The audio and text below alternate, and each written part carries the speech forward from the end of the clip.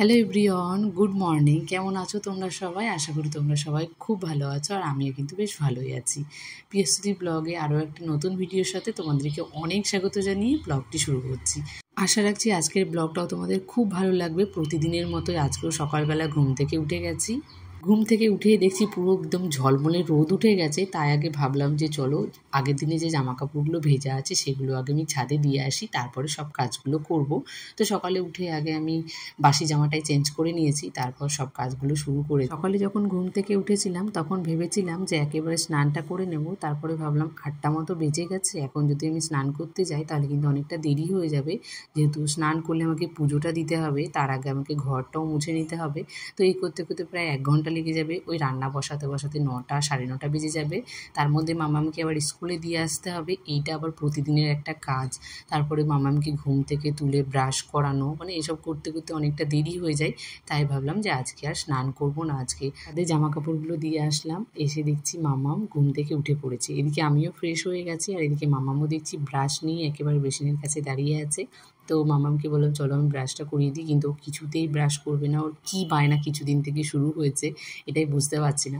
তার আগের দিনে আমি ভিজিয়ে রেখেছিলাম ছোলা, ওই কাঠবাদাম, এসবগুলো একটু ধুয়ে নিলাম। আর ওর বাবাও ঘুম থেকে উঠে গেছে, ওকে দিয়ে দিলাম। তারপরে মামামকে এখানে বললাম মামাম একটু আমি জল চালিয়ে দিচ্ছি, তুমি তাড়াতাড়ি ব্রাশটা করে নাও, তারপরে আমরা স্কুলে চলে যাবো। ওর সকালবেলা যে কত বায়না থাকে, যত বায়নাই করুক তার মধ্যে যদি আমি ওকে জলটা চালিয়ে দিই সেটা হচ্ছে ওর ভীষণ প্রিয়। মানে জল যদিও সারাদিন ধরে থাকতে পারে ওর খুব মজা হয়।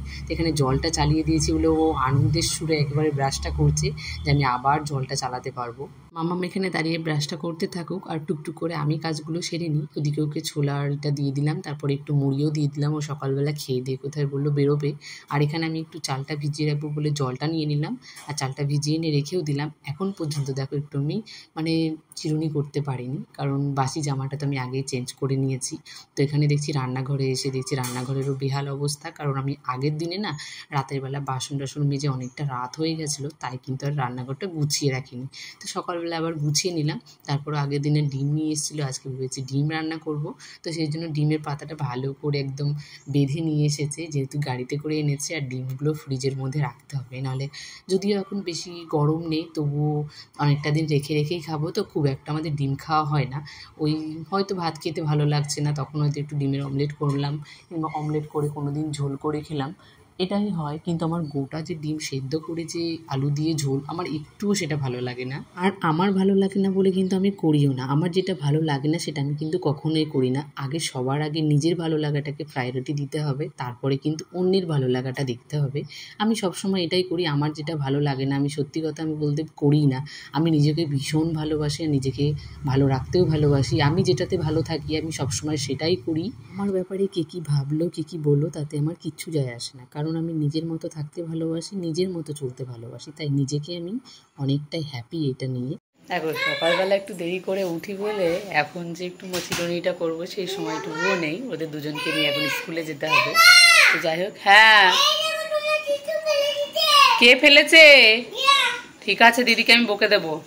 তো এখন একটু ঝটপট করে একটু চিরুনিটা করে নেবো, তারপর ওদের দুজনকে রেখে আসবো। এখন 9টা বেজে গেছে, একটু দেরি করে উঠি বলে জানো তো সকালবেলায় কেন যেন ঘুমই ভাঙতে চায় না।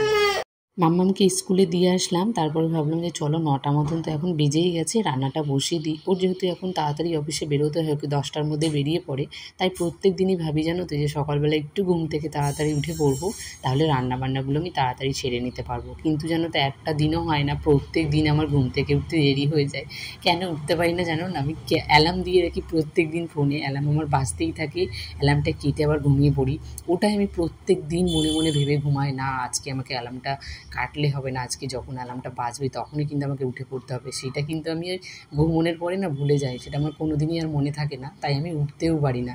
তাই প্রত্যেক দিন দেরি করে ঘুম থেকে উঠে না আমার সকালবেলায় ব্রেকফাস্ট বলতে কিছুই হয় না।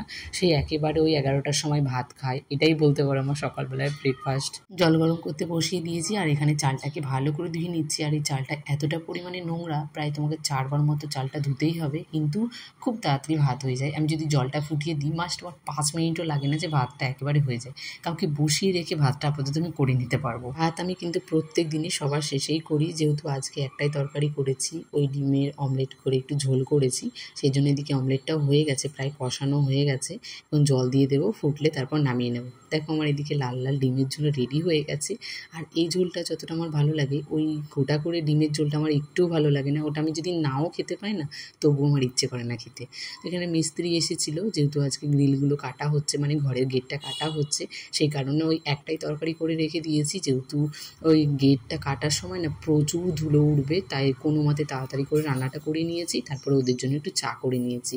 আর না হয় তারপরে আর করতে পারবো না, কারণ প্রচুর ধুলো, মানে যখন গেটটা কাটে তখন যেন ধুলোতে কিচ্ছু দেখা যাচ্ছিল না। তাই এখানে ঘরের ম্যাটটাও তুলে দিল, আর ভেবেছি এটা আর এখন আর পাতবো না, আপাতত কিছুদিন একটু খালি থাকবে, তারপরে আবার ভালো করে গুছিয়ে রাখবো। আর এখানে দেখো অনেকটা কাটাও হয়ে গেছে। তারপর আমি এখানে আবার গ্যাস ট্যাসগুলোকে ভালো করে মুছে নিলাম একেবারে, কারণ রান্নাঘরটা পরিষ্কার রাখলে না তাও একটু ভালো লাগে। কারণ আজকে না এত ধুলোর জন্য মাম্মামকে আজকে বাড়িতেও নিয়ে আসিনি, যেহেতু আর স্কুল প্রাইভেট দুটোই ছিল আজকে। তো সকালবেলা স্কুলে দিয়ে আসার পরে একজনের বাড়িতে রেখেছিলাম, ওখানে খাইয়ে তারপর ওকে আবার প্রাইভেটে দিয়ে এসেছি। ততক্ষণে কিন্তু ঘরের কাজ অনেকটাই কমপ্লিট হয়ে গেছিলো, আর আমি যতটা পেরেছিলাম মামা আসার আগেই আমি পরিষ্কার করে রেখে দিয়েছিলাম।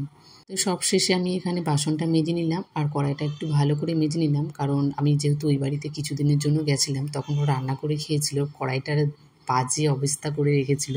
তো সেটাই আমি আস্তে আস্তে তোলার চেষ্টা করছি, যেহেতু ছেলে মানুষ এত গুছিয়ে কাজ করতে পারে না, আর এত সময় কোথাও বলো। খেয়ে দিয়ে কোনো মতে অফিস গেছে, তারপরে এসে আবার খাওয়া দাওয়া করে ঘুমিয়ে পড়েছে। এদিকে আমার সব বাসন মাজা কমপ্লিট হয়ে গেছে, তারপর বাসনগুলোকে আমি জল ঝরাতে রেখে দিয়েছি।